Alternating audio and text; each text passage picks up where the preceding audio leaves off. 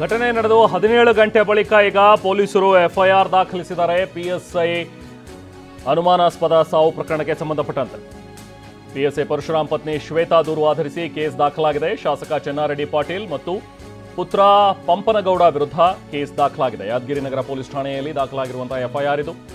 ಪ್ರಕರಣದಲ್ಲಿ A1 ಆಗಿರೋದು ಯಾದಗಿರಿ ಶಾಸಕ ಚೆನ್ನಾರೆಡ್ಡಿ ಪಾಟೀಲ್ ತುನ್ನೂರು, ಜೊತೆಗೆ A2 ಶಾಸಕ ಚೆನ್ನಾರೆಡ್ಡಿ ಪಾಟೀಲ್ ತುನ್ನೂರು ಅವರ ಪುತ್ರ ಪಂಪನಗೌಡ.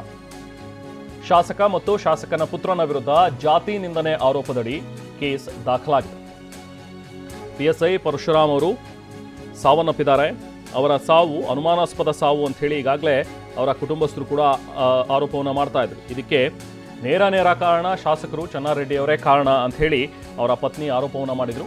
ಜೊತೆಗೆ ನಾವು ಹೋಗಿ ಕಂಪ್ಲೇಂಟ್ ಕೊಡೋದಕ್ಕೆ ಅಂತ ಹೇಳಿದ್ರೆ ಪೊಲೀಸರು ಕೂಡ ನಮ್ಮ ಕಂಪ್ಲೇಂಟನ್ನು ತಗೊಳ್ತಾ ಇಲ್ಲ. ಇದು ಶಾಸಕರ ಪ್ರಭಾವಕ್ಕೆ ಇವರು ಮಣಿದಿದ್ದಾರೆ, ಹಾಗಾಗಿ ನಮಗೆ ನ್ಯಾಯ ದೊರಕಿಸ್ಕೊಡಿ ಅಂತ ಹೇಳಿ ಇವತ್ತು ಪ್ರತಿಭಟನೆ ಕೂಡ ಮಾಡಿದರು.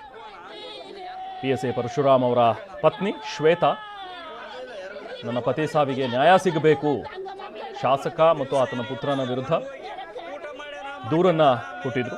ಈಗ ಎಫ್ಐಆರ್ ದಾಖಲಾಗಿದೆ.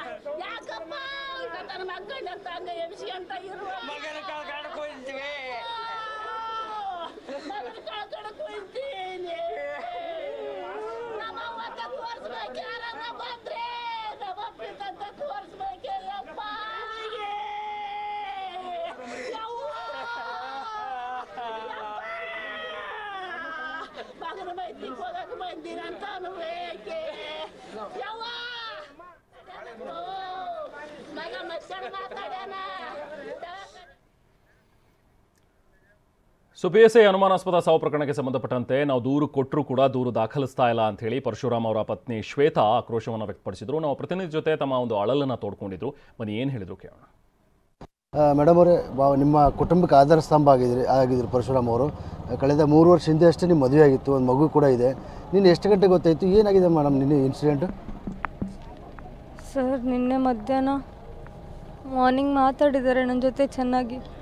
ಏನಾಯ್ತೋ ಗೊತ್ತಿಲ್ಲ. ಮಧ್ಯಾಹ್ನದಿಂದ ಕಾಲ್ ಮಾಡ್ತಿದ್ದೀನಿ, ಆನ್ಸರೇ ಮಾಡ್ತಿಲ್ಲ.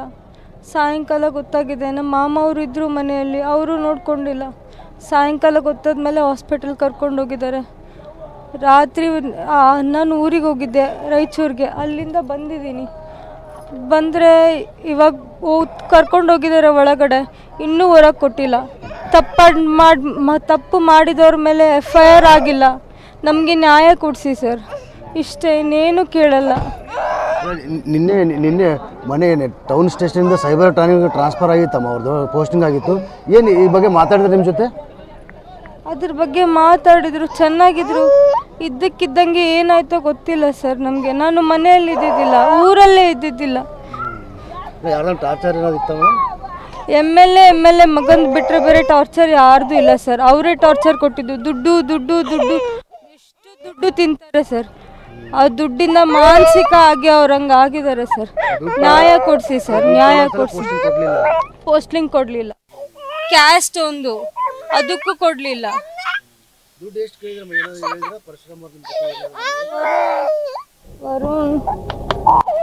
ಸುಮಾರು ದುಡ್ಡು ಕೇಳಿದ್ದಾರೆ ಸರ್, ಲಕ್ಷಾನುಗಟ್ಟಲೆ ಕೇಳಿದ್ದಾರೆ ದುಡ್ಡು. ನ್ಯಾಯ ಕೊಡಿಸಿ ಸರ್. ನೀವು ಇಷ್ಟು ರಿಪೋರ್ಟರ್ಸ್ ಇದ್ದೀರಾ, ಒಂದು ಒಳ್ಳೆ ಆಫೀಸರ್ನ ಕಳ್ಕೊಂಡಿದ್ದೀರಾ ನೀವು. ನಮಗೆ ನ್ಯಾಯ ಕೊಡಿಸಿ, FIR ಕೊಡಿಸಿ, ಅವ್ರನ್ನ ಜೈಲಿಗೆ ಹಾಕ್ಸಿ, MLA ಮಗನ್ನ. ಅಷ್ಟೇ ಸರ್, ಇನ್ನೇನೂ ಇಲ್ಲ. ಇದು ಪರಶುರಾಮ್ ಅವರ ಪತ್ನಿ ಶ್ವೇತಾ ಅವರ ಒಂದು ಅಳಲು. ನಮ್ಮ ಪ್ರತಿನಿಧಿ ಜೊತೆಗೆ ಮಾತನಾಡ್ತಾ, ನೀವೆಲ್ಲ ಇಷ್ಟೊಂದು ಜನ ಇದ್ದೀರಿ, ನಮಗೆ ನ್ಯಾಯ ಕೊಡಿಸಿ ಅಂತ ಹೇಳಿ ಅಂಗಲಾಚಿ ಬೇಡ್ಕೊಳ್ತಾ ಇದ್ರು. ಕೊನೆಗೂ ಈಗ FIR ದಾಖಲಾಗಿದೆ. ಪರಶುರಾಮ್ ಅವರ ಪತ್ನಿ ಆರೋಪ ಮಾಡೋ ಪ್ರಕಾರ ಬರೀ ದುಡ್ಡು ಅಂತ ಹೇಳಿ ತುಂಬ ಪೀಡಿಸ್ತಾ ಇದ್ರು, ಟಾರ್ಚರ್ ಕೊಡ್ತಾ ಇದ್ರು ಶಾಸಕ ಚೆನ್ನಾರೆಡ್ಡಿ ಮತ್ತು ಅವರ ಪುತ್ರ ಪಂಪನಗೌಡ ಅಂತ ಹೇಳಿ ಅವರು ನೇರ ಆರೋಪವನ್ನು ಶಾಸಕ ಮತ್ತು ಶಾಸಕನ ಪುತ್ರನ ಮೇಲೆ ಮಾಡಿದ್ದಾರೆ. ನೀವು ಫೋಟೋದಲ್ಲಿ ತಾವು ನೋಡ್ತಾ ಇದ್ದೀರಿ, ಪಂಪನಗೌಡ ಅಂತೇಳಿ ಶಾಸಕ ಚೆನ್ನಾರೆಡ್ಡಿ ಅವರ ಪುತ್ರ. ಸೊ ಇವ್ರ ಮೇಲೆ ಈಗ FIR ಕೂಡ ದಾಖಲಾಗಿದೆ. ಜಾತಿ ನಿಂದನೆಯ ಪ್ರಕರಣ ದಾಖಲಾಗಿದೆ. ಸೊ ಸಂಬಂಧಿಕರು ಈಗ ಆರೋಪ ಮಾಡ್ತಾ ಇರುವಂಥದ್ದು ಶಾಸಕರ ಮೇಲೆ. ಈಗಾಗಲೇ FIR ಕೂಡ ದಾಖಲಾಗಿದೆ. ಅವರ ಸಂಬಂಧಿಕರು ಕೂಡ ಮಾತನಾಡಿದ್ದಾರೆ. ಅವರ ಮಾವ ಅನ್ಸುತ್ತೆ, PSI ಪರಶುರಾಮ್ ಅವ್ರ ಮಾವ. ಬನ್ನಿ ಏನು ಹೇಳ್ತಾರೆ ಕೇಳೋಣ. ಮಗಳು ಮದುವೆಯಾಗಿ 2 ವರ್ಷ ಆಯ್ತು ಸರ್.